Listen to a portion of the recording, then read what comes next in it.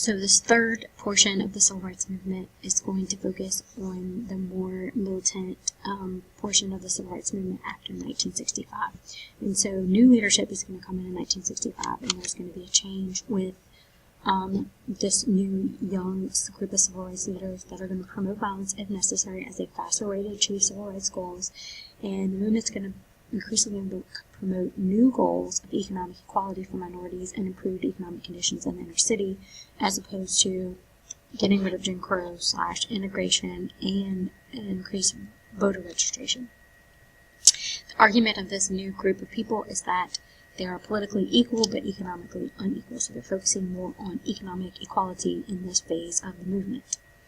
Now, some of the main leaders, Floyd McKissick, who is going to lead the Congress of Racial Equality, is going to issue the Black Manifesto, where he denounces nonviolent civil disobedience and calls for new methods to achieve a Black revolution. Stokely Carmichael, who is going to become the leader of the Student Nonviolent Coordinating Committee after around 1965, is going to reject white participation in the movement and promotes violence if necessary to achieve Black power. And the SNCC is going to the whole group is going to change around 1965 to this idea. H. Rap Brown, who is going to become the leader of the SNCC in 1967 after Stokely Carmichael steps down, is going to call for open urban warfare in northern cities in order to achieve this economic equality for minorities in northern ghettos. And here are some things that he has been quoted as saying. Sorry, SNCC has declared war. If Motown don't come around, we're going to burn it down. Violence is American as cherry pie. Okay, so increased violence, or this increase of violence if necessary, is going to be seen in 43 race riots in 1966 in cities like Chicago, Atlanta, St. Louis, Detroit, and Cleveland. In 1967, there's 114 riots in 32 states where you have almost 100 deaths and city blocks being burned and millions of dollars worth of damage. Here are some pictures of that. A lot of military has to be called in. Okay, there's city blocks literally burning. Okay, the movement is also going to start to promote Black nationalism. You're going to see the rise of nationalist groups. They're going to promote the idea of uniting Black people into their own state and establishing economic and political independence from control of white society. And it's going to be supported by Stokely Carmichael, who has sort of a Black power movement. Malcolm X and the Nation of Islam, and the Black Panthers Party, which was formed in 1966, and it was formed to fight police brutality in the ghettos and demanded full employment and decent housing for inner-city minorities, and promoted Marxist views of Mao Zedong. If you don't remember one of the things that Nixon is actually doing when he gets to office, so not too many years after this, is he's trying to play the Soviets against the Chinese, because they're kind of in a little bit of a squabble over what's the right form of Marxism. Is it the Chinese version or the Soviet version?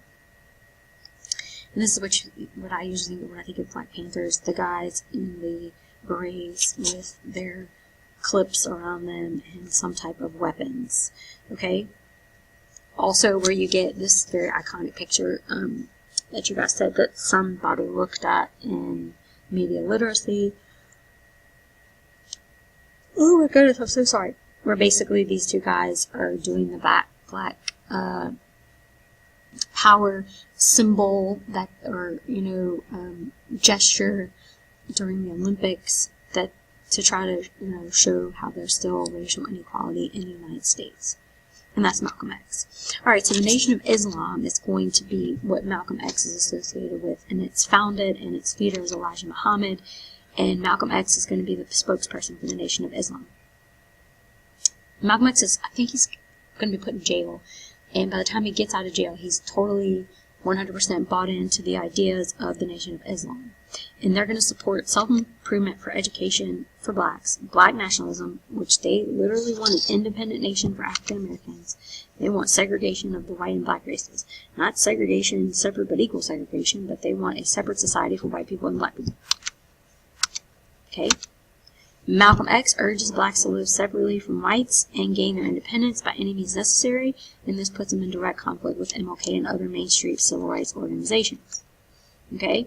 Malcolm X then declared that nonviolence was the philosophy of the fool, and while King was having a dream, the rest of us Negroes are having a nightmare. Now, I mentioned this in class, but I didn't get the story quite right. Okay, so this is Elijah Muhammad.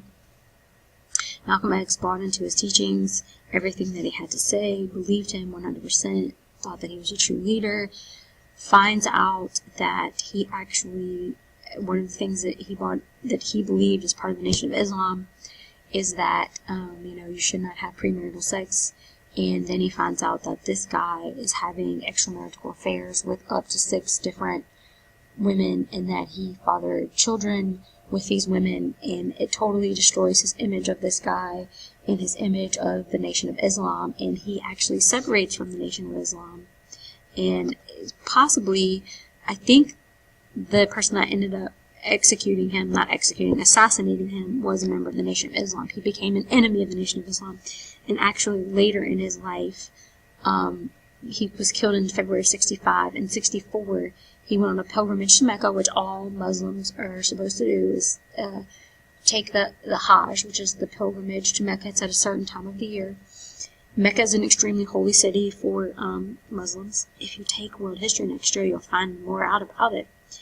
And when he came back, he had a much softer view of race relations and no longer believed in the separate races. And when he came back, he had sort of more of a Martin Luther King view, that he wanted everyone to be together, and he actually met a lot of people that were white that he enjoyed being around. So he changed his mind later in life and was against the Nation of Islam and started his own church.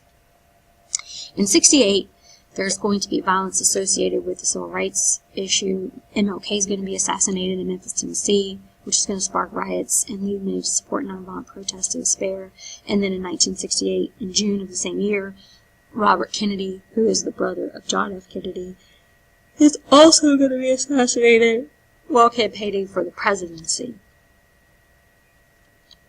I think James L. Ray is the name of the guy that shot MLK. I couldn't think of it in class today. I still might be wrong. And this is all related. This is Bobby Kennedy. And then that's when he was shot. So, there's going to be tremendous success between 1960 and 1965, but public support is going to sharply decline after 1965, and you can imagine due to this radical new ideals with H. Rap Brown and the Black Panthers and Stokely Carmichael and Nation of Islam and the media coverage of the violence associated with the movement, the riots, and etc. So, as long as they were being nonviolent and the violence was perpetrated towards them, they got the support. But once they start perpetrating the violence or start burning places down, they lose support. Of course, the assassination of MLK is going to hurt the movement greatly, and of course the declining support of the middle class, specifically the white middle class.